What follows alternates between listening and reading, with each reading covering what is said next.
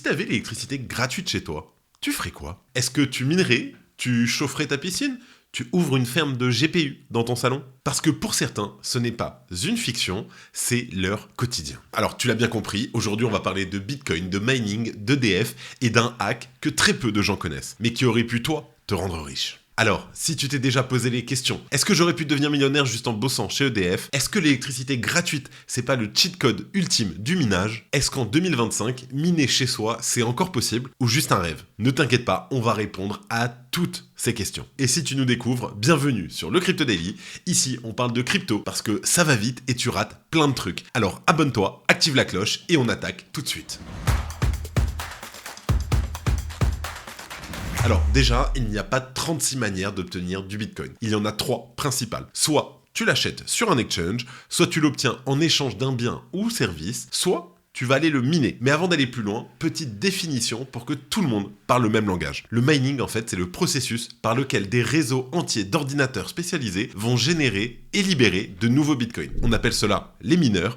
Ils sécurisent l'ensemble du réseau et vérifient les transactions. Et en échange de cette puissance, le protocole va les payer, que ce soit avec les frais de transaction, mais aussi avec les nouveaux bitcoins qui sont minés à chaque nouveau bloc, à peu près une fois toutes les 10 minutes. Alors, autrement dit, le mining permet de fabriquer soi-même ses cryptos. Et je ne pense pas me tromper en disant qu'on est déjà nombreux à avoir déjà voulu s'y mettre, au moins essayer juste pour voir. Il faut dire qu'acheter les machines nécessaires, les brancher, profiter des tokens qui tombent comme un dividende, oui, ça fait rêver. Et si aujourd'hui ça paraît impossible, au tout début de Bitcoin, les barrières à l'entrée étaient quasiment inexistantes. Avec un bon ordinateur, on pouvait tout simplement miner. Mais évidemment, avec le développement de la blockchain, les règles se sont complexifiées et des acteurs pros sont arrivés. Déjà, petit retour en arrière, mais rien qu'entre 2009 et 2024, la puissance nécessaire pour miner un Bitcoin a fait x6. On appelle ça en fait la difficulté de minage et en fait on va la représenter sous forme de courbe, donc le hash rate. Et comme vous pouvez le voir, on a une croissance exponentielle due à l'augmentation en fait du nombre de mineurs sur le réseau au fil du temps depuis 2009. Alors en fait c'est logique parce que d'un côté, l'appréciation du prix de Bitcoin le rend attirant. De nouveaux joueurs entrent dans la partie et ça en devient de plus en plus difficile de miner un nouveau bloc. Il faut plus de machines et aussi plus d'électricité. Et en fait, c'est pourquoi aujourd'hui le mining amateur n'est plus possible. Alors oui, certaines cryptos peuvent encore se miner avec un bon ordinateur. C'est vrai, il n'y a rien à dire. Mais pour Bitcoin, la quasi-totalité des activités de minage passent en fait par des entreprises spécialisées. En fait, c'est devenu une industrie à part entière, comme par exemple pour les chercheurs d'or. Au début, chacun pouvait trouver des grosses pépites dans les rivières, il fallait juste se baisser et les ramasser. Et puis malheureusement, avec le temps, l'extraction d'or est devenue une industrie entière. Ouvrir une nouvelle mine demande un investissement colossal. Et en fait, c'est un peu la même chose pour le mining. Au début, un bon ordinateur suffit, mais aujourd'hui, il faut des machines spécifiques. Et qui dit machine spécifique dit machines qui coûtent cher, mais aussi des machines qui consomment beaucoup.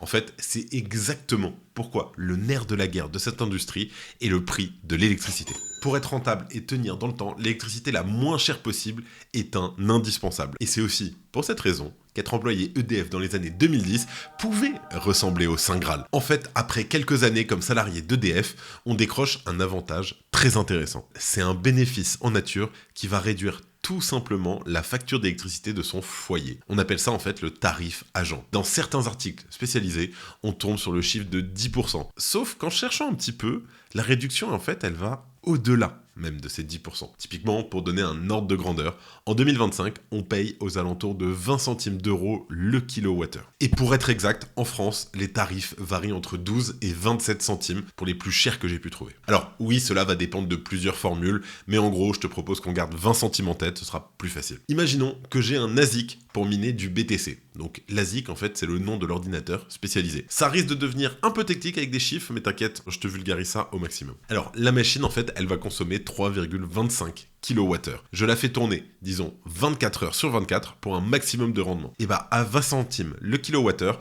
ça me coûte à peu près 468 euros d'électricité par mois. Le coût mensuel de cette même installation pour un salarié EDF, 14 euros. Oui, j'ai bien dit 14 euros. Alors, on est d'accord, la différence est hallucinante, mais elle est bien réelle. Alors, la grille du tarif agent, aujourd'hui, elle n'est pas publique, mais les dernières estimations parlent d'un prix réel du kilowattheure aux alentours de 0,006 euros. Qui dit mieux? Personne. Et là, je pense que t'as compris pourquoi bosser là-bas, en fait, c'est une rampe d'accélération phénoménale. Certains petits malins ont donc senti rapidement le filon. On retrouve des témoignages sur les forums d'ailleurs dès 2016, si je dis pas de bêtises. Un internaute suggère de brancher des centaines d'ASIC avec le tarif agent, de quoi décupler un salaire. Et spoiler, il avait raison. Merci EDF.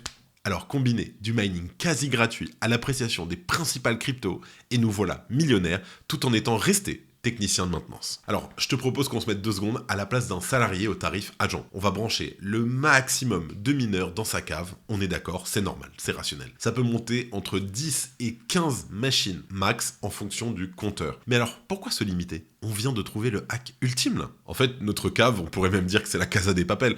On imprime de l'argent légal chez soi pour un prix dérisoire. Et le mieux, c'est pas tout, c'est avec ce qu'on gagne, autant réinvestir et acheter de nouvelles machines. Typiquement, plus de machines égale plus de gains. Et pour les brancher, on va même demander aux collègues d'EDF qui ont eux aussi le tarif agent. Et en fait, sache qu'il y a des entreprises qui sont nées de cette manière. Qu'on se le dise, oui, c'était le hack ultime. Sans le tarif agent, les prix de l'électricité domestique ne cessent de croître. Typiquement, on estime aujourd'hui que ce coût augmente de 4% par an et d'ici 2030, le kilowattheure pourrait atteindre les 30 centimes d'euros. Et on parle de 35 centimes d'euros pour 2035. Oui, je suis d'accord, à ce rythme-là, on devrait tous finir salariés d'EDF. Parce qu'aujourd'hui, à 20 ou 30 centimes le kilowattheure, c'est impossible d'être rentable sur du mining. On oublie, ce n'est pas possible. Mais attention, avant d'envoyer un CV chez le RH d'EDF, regardons quand même les limites du tarif agent. Car ce qu'ont fait certains salariés au début des cryptos n'est pas forcément faisable aujourd'hui. Typiquement, le tarif agent est de plus en plus encadré. Le fisc surveille, il faut notamment mentionner son avantage en nature lors de sa déclaration d'impôt. Aujourd'hui, les salariés d'EDF doivent même payer un supplément fiscal en contrepartie. Et bien entendu, l'usage du tarif agent doit être strictement personnel et en aucun cas, il peut servir à une activité commerciale. Et c'est raté, le minage de Bitcoin, même depuis chez soi, peut être vu comme une activité professionnelle ou spéculative. En fait, elle génère un revenu. Et si cela ne suffit pas, EDF surveille aussi les consommations anormales. Donc tout simplement, si ta maison consomme comme une petite entreprise de data center, des alarmes vont se déclencher et tu risques d'avoir une visite. D'ailleurs, nombreux sont ceux qui se sont fait attraper pour de la culture indoor ou du mining abusif. Et dans ce cas, en fait, le tarif est tout simplement suspendu et des sanctions tombent. Alors, miner chez soi comme ça se faisait il y a 10 ans, et ben en fait, ce n'est plus possible, même au tarif agent.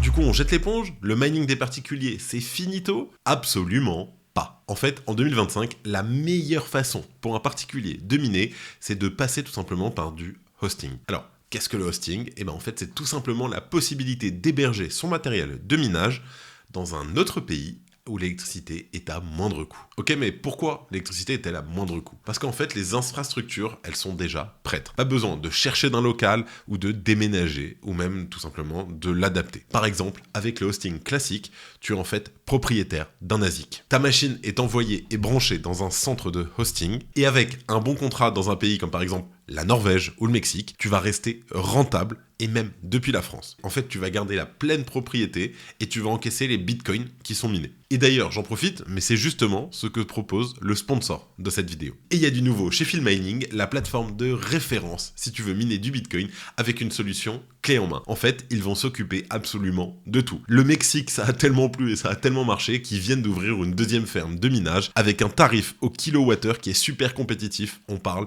de 0,045 centimes d'euros. Donc si tu as envie de miner tes propres bitcoins dans de bonnes conditions sans te prendre la tête, va jeter un coup d'œil à leur site phil-mining.com. C'est leur cœur de métier depuis 2019, ils minent partout dans le monde. On a des fermes aux USA, au Canada, en Islande, aux Émirats Arabes Unis, en Norvège, au Mexique, etc. Et le tout bien sûr à des tarifs intéressants. Alors le lien est en description et si tu as des questions, n'hésite pas à nous solliciter, nous ou leur équipe. Ils ont un chat qui est ouvert toute la semaine et qui est toujours dispo.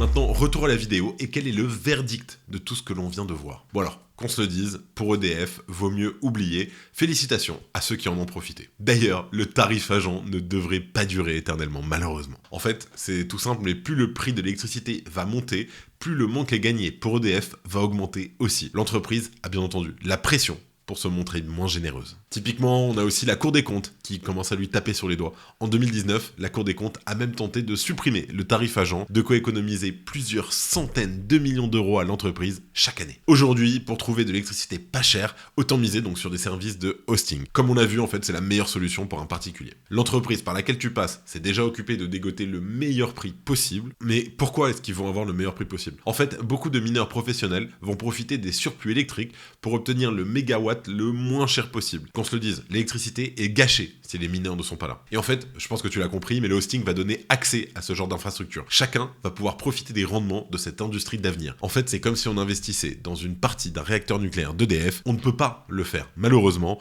mais dans le monde mining, en fait, c'est possible. Ce serait dommage de passer à côté. D'ailleurs, il y a quelques gros poissons qui nagent déjà. Ce n'est pas anodin, en fait, si on a des BlackRock qui investissent massivement sur le secteur. Demain, il est probable que les États s'y mettent. Qu'on se le dise, si plusieurs pays intègrent du Bitcoin dans leurs réserves, le mining va en fait devenir tout simplement un sujet régalien. Chaque pays qui en détient aura un intérêt de contrôler une partie du réseau du nouvel actif central du commerce international. Et en plus de cela, l'industrie du mining permet aussi d'ajuster la puissance du réseau électrique public. Comme ça se fait par exemple au Texas avec l'énergie renouvelable. Lorsque la population ne consomme pas assez, plutôt que de jeter l'électricité en surplus, des mineurs vont brancher en fait leurs machines. Et lorsque la population va consommer davantage, en fait on va tout simplement débrancher pour rediriger l'électricité sur le réseau domestique. Fini le gaspillage, on va miner du Bitcoin à la place. Voilà un bon moyen de faire grandir la réserve stratégique d'un pays. Tout comme Bitcoin est devenu un sujet politique, en fait, le minage va le devenir forcément. La question arrive doucement dans le débat public